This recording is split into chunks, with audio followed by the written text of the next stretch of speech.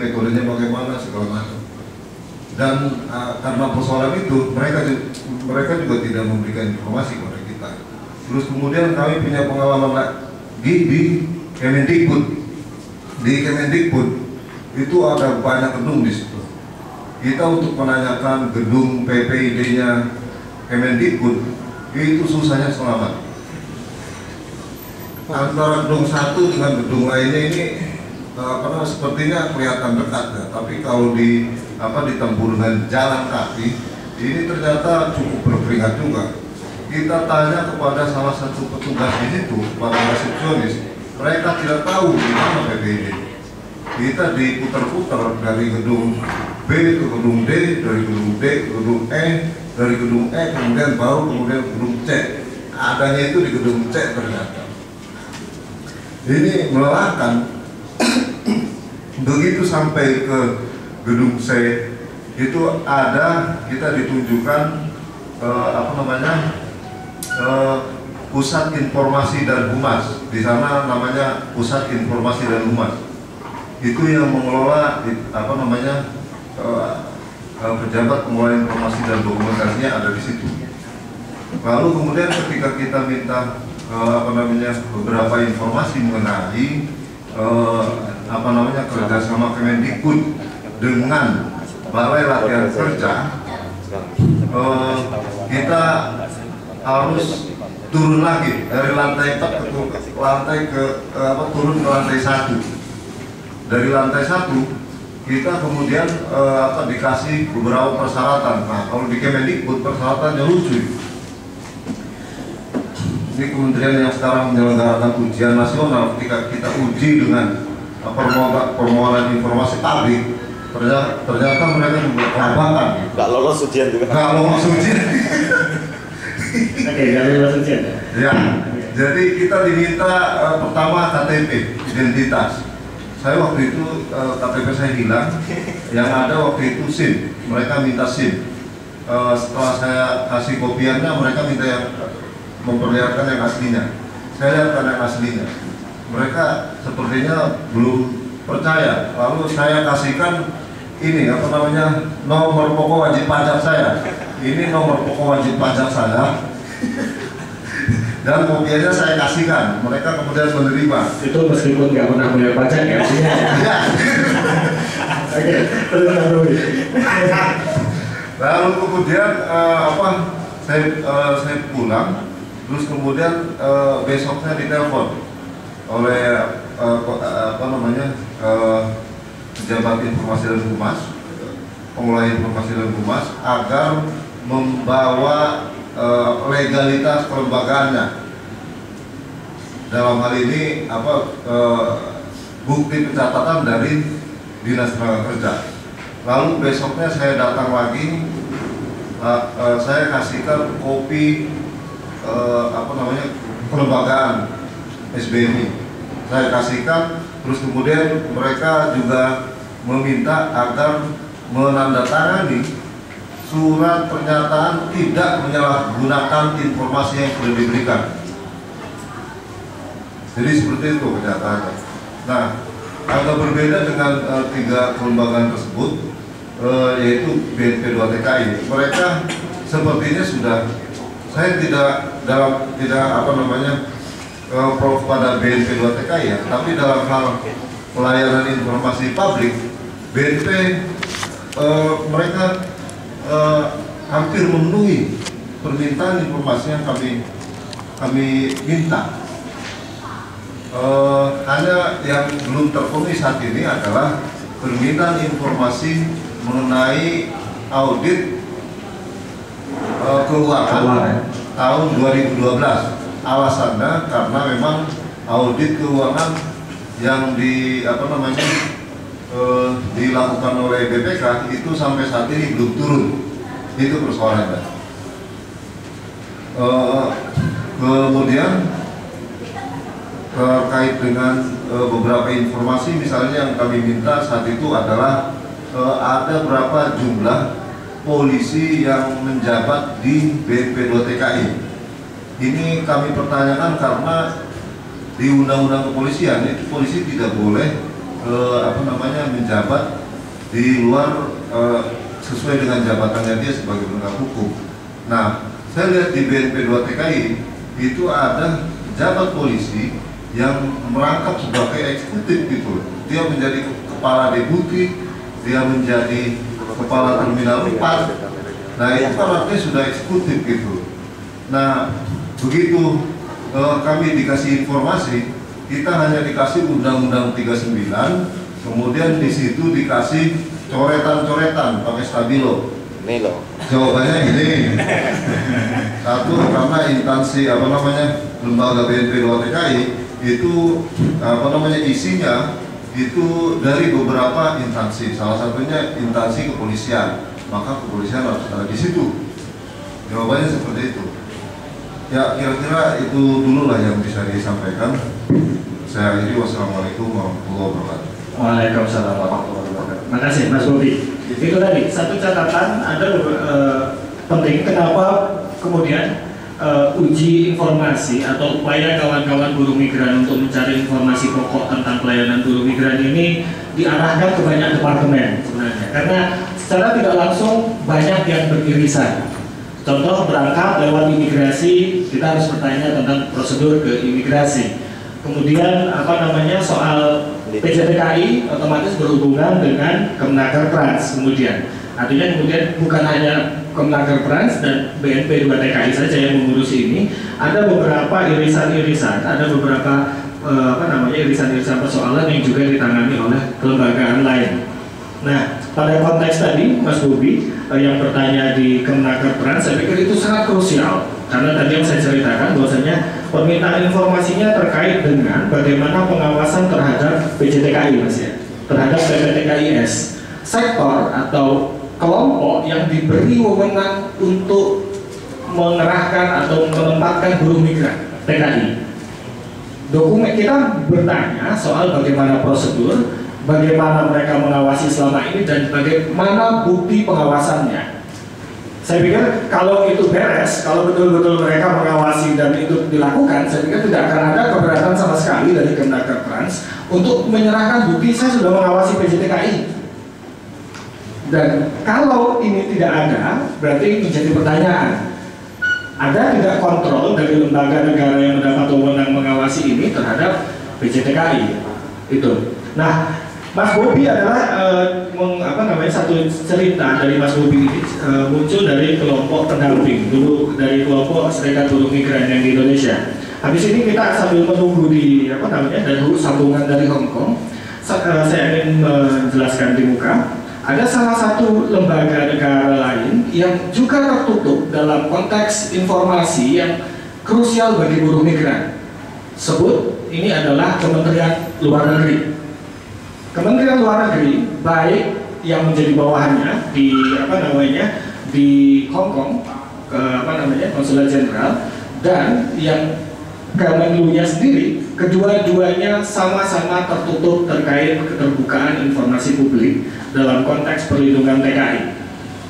Pada uji informasi yang kami sampaikan atas nama saya ke Kemenlu, hingga saat ini tidak ada jawaban selain jawaban yang disampaikan melalui mesin otomatis formulir penyampaian informasi. Secara formal mereka punya PPID, secara formal mereka punya sistem IT yang memungkinkan orang input dan meminta informasi melalui internet, tapi secara pelaksanaan faktanya sampai saat ini saya belum memperoleh jawaban apapun dari Kementerian Luar Negeri. Cerita serupa nanti akan diceritakan oleh kawan-kawan di Hong Kong. Kawan-kawan di Hong Kong membentuk kelompok buruh migran di sana yang diwakili Asosiasi Tenaga Kerja Indonesia Hong Kong, Indonesian Migrant Workers Union Hong Kong, dan kemudian Pilar di Hong Kong, melakukan uji coba informasi ke Konsulat Jenderal Republik Indonesia di Hong Kong. Hingga saat ini jawabannya sama, nihil. Jadi tidak ada jawaban bahkan untuk meminta penundaan penyelesaian atau penyerahan informasi, bahkan pada pokok-pokok yang diatur di Undang-Undang 14 ini juga tidak dilakukan. Jadi pengabaian, ini sudah sampai pada level pengabaian. ada masyarakat sipil yang meminta hak informasinya kepada lembaga negara di Kemenlu dan diabaikan, tidak dijawab, tidak direspon, apalagi diberikan dokumen-dokumen penting yang ada di luar negeri. Nah, persoalan buruh migran mungkin tidak hanya soal ketersediaan informasi. Bang Rahim mungkin sementara menunggu di Hong Kong akan bercerita, saya minta bercerita soal ada penyesatan informasi juga. Jadi bukan hanya soal keterlupaan informasi yang dialami, tapi soal penyesatan informasi. Mungkin Bang Rahim sementara menunggu di Hong Kong, saya ingin minta Bang Rahim bercerita pada konteks penyesatan informasi dulu, Bang Rahim. Silakan. Oke, terima kasih. Assalamualaikum warahmatullahi wabarakatuh. Selamat siang, salam sejahtera bagi kita semua. Saya Abdul Rahim Sitorus dari pendamping khusus PKI di LBH Jakarta. Pada siang kali ini saya datang jauh-jauh dari Jogja dengan harapan bisa jumpa dengan kawan-kawan wartawan.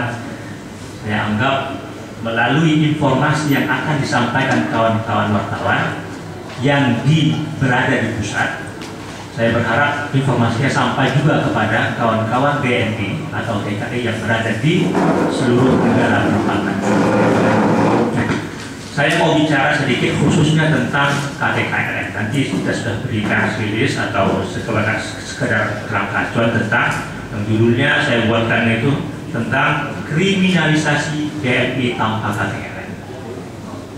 Nah, yang paling pokok sebenarnya pertama kali muncul yang dialami oleh kawan-kawan BNI di seluruh negara penempatan adalah kabar berita yang didapatkan mereka dari internet, dari salah satu situs yang menyatakan bahwa TKI atau BNI wajib memiliki KTKLN, kartu tenaga kerja luar negeri.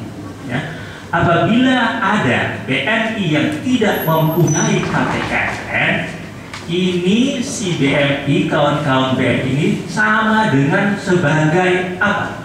Penjahat yang diancam hukuman penjara dan denda miliaran rupiah. Sumbernya dari mana? Kalau saya baca dari situs, kita bisa buktikan, kawan-kawan juga bisa buktikan, itu dari Kepala Badan Nasional Penempatan Perlindungan TKI. Apakah informasi itu benar? Kalau kita mengacu kepada dasarnya, dasar hukumnya, Undang-Undang Penempatan Perlindungan TKI di luar negeri, nomor 39 tahun 2004, itu sama sekali tidak benar, menyesatkan, membuat kawan-kawan di luar negeri jadi takut pulang. Kalau saya pulang gimana? Nanti saya ditangkap, dipenjara, didenda miliaran. Itu yang dialami kawan-kawan.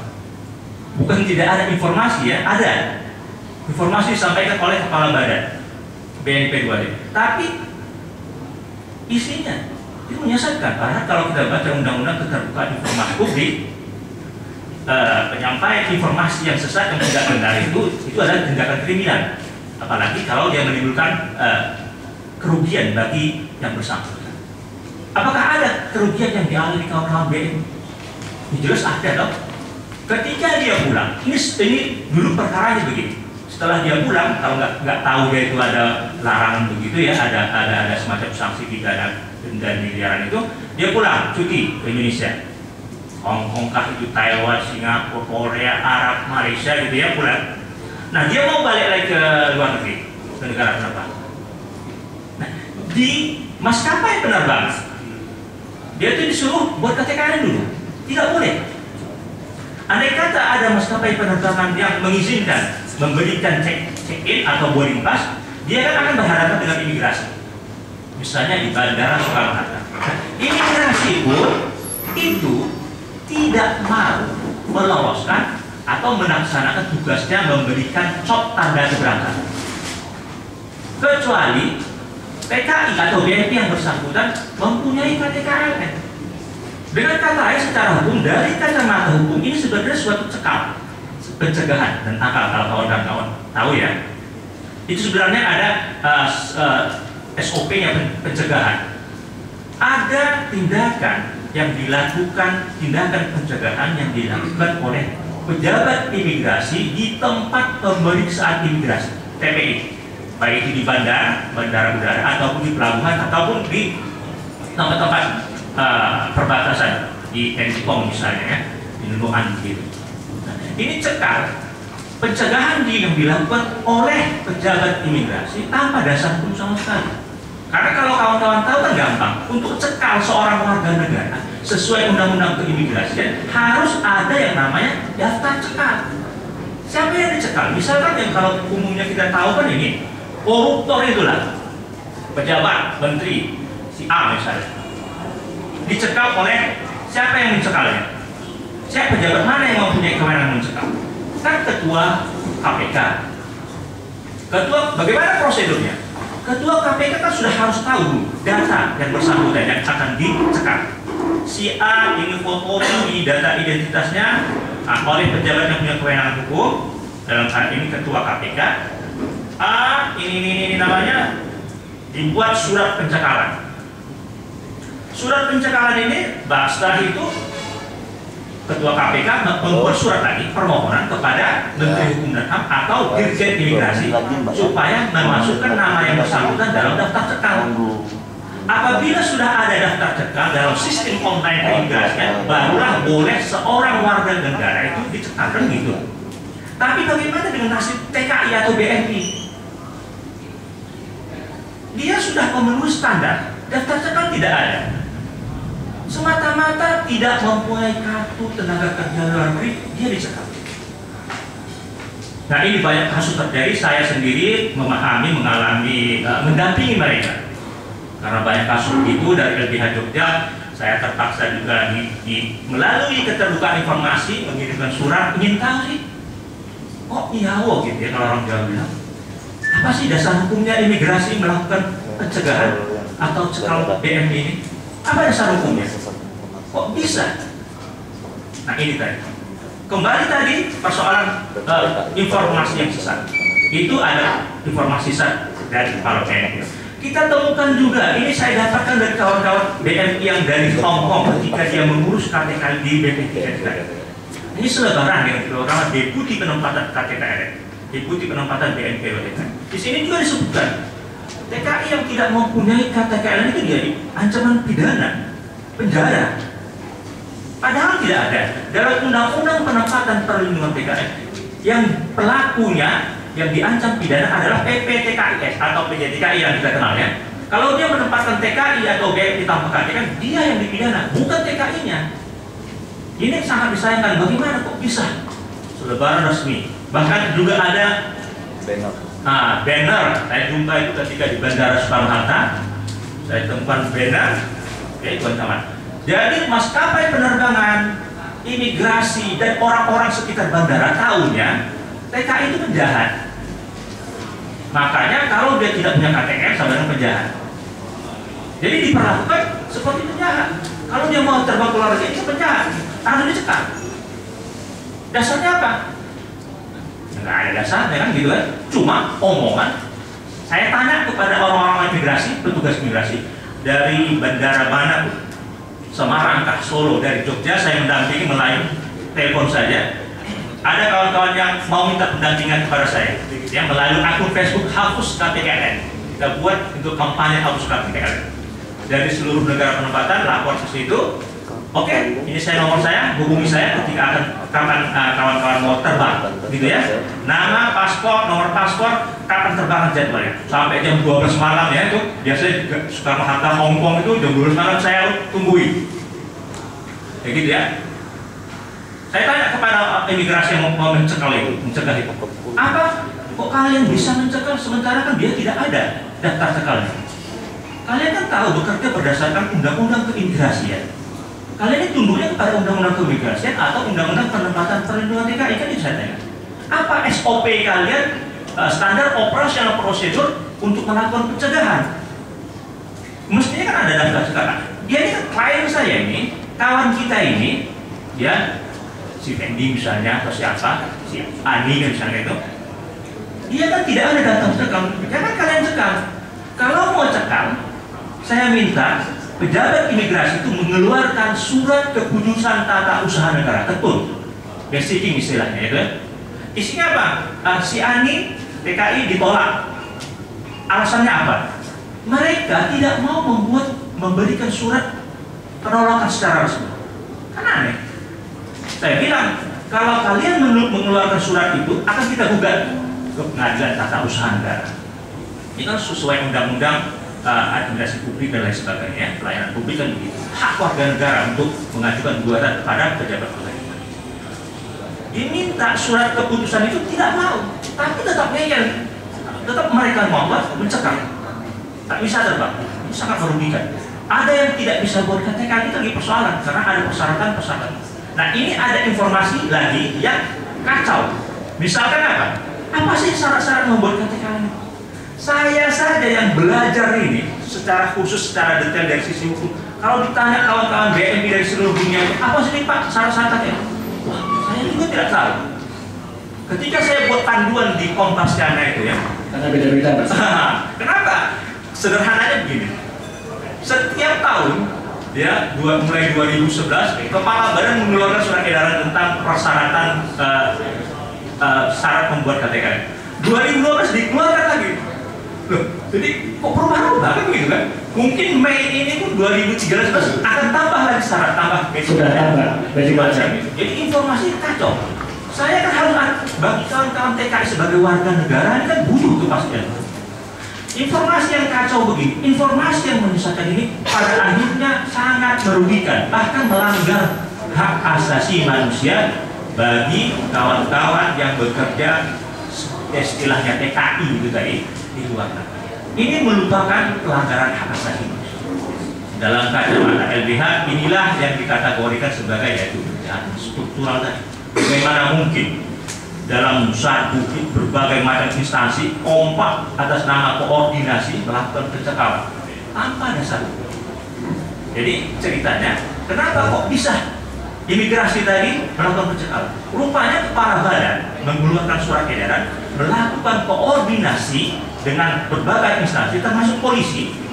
Ini loh TKI undang-undangnya wajib punya KTKN, itu benar. Tapi ketika TKI tidak mempunyai KTKN, semestinya prosedur pencegahan dia harus sesuai dengan undang-undang keimigrasian. Harus namanya masuk daftar cekal. Apa mungkin itu dilakukan? Nah yang anehnya lagi, yang lucunya dari sisi hukum ini bentuk penyalahgunaan kekuasaan. Sebenarnya pejabat yang mempunyai kewenangan hukum melakukan pencegahan keberangkatan BNI tanpa KTKN itu adalah Menteri Tenaga Kerja Luar Negeri, bukan Kepala Badan. Kenapa kewenangan ini diambil alih Kepala Badan? Dia tidak punya kewenangan, tapi melakukan itu, cekalan, meminta kepada imigrasi melakukan pencekalan. Ini bentuk penyalahgunaan kekuasaan. Ya, melakukan toleransi. Oke. Kita cukupkan dulu mungkin. Ini tersambung dengan kawan-kawan Hong Kong. Saya akan minta kawan-kawan Hong Kong. Halo Mas Lim.